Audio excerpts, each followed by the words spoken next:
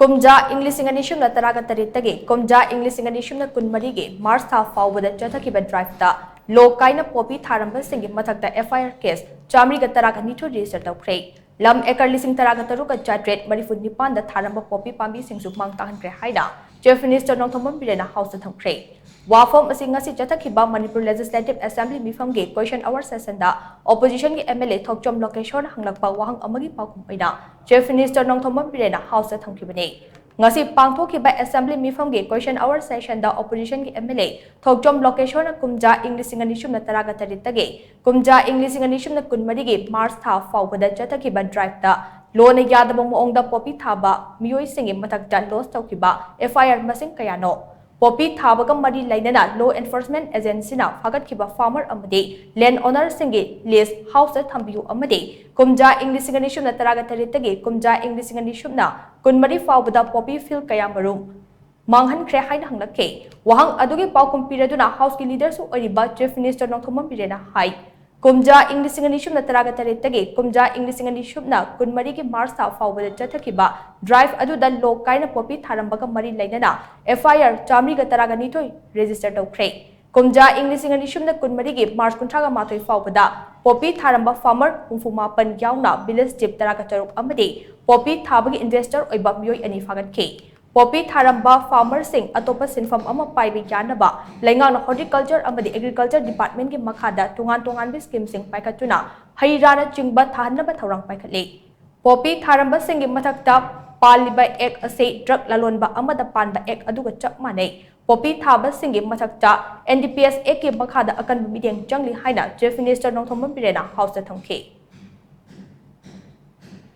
2017 dagina 24 faubada FIR samli gatrani thoi register tauki FIR single list annexer eda thamjare kha 2017 dagina 31st 7/24 faubada 69 poppy cultivators 16 village sheep amadi 2 investors fagat ki list annexer b da thamjare Gada in 2017 dagina 24 faubada poppy thaba from apunba 16,788 acre yantatuna mangan ki sahi asigi break up annexer c da thamjare sir sorry supplementary bangje sir yam ngai jare hujiki aina hangere ba question se 2017 ing dagi 2024 faubada Sathar ki drive ki manung chana ain yadaba poppy thaba musing mathakta laws toki FIR masing kaya no FIR list to hausa thambi thamdai phangjare adar sidai hangjaning ina FIR tograba khuigi FIR 412 se sigi manungda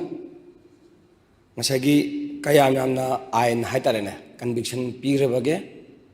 aduga segi bihibele adugi bihibagi meeting do haitare aina yadaba meeting do madu house ta table to bibi yabra number 1 number 2 da segi hariba poppy pambi se amhona makata na thadana na ba oramba farmer singa poppy farmer haidar kare hajige adoda makon makata na moi paisa tan lambi do tarokoni na hingna lambana de hariba ini taramba oibidi yai adubu masi makata na todana ba sakarna kari step lokal ki bele bi ge sim dang tham bi de sir hojiki am na case panis tograge in hand hojik leite do hangaga ai khongolaga dum bisake adu hojiki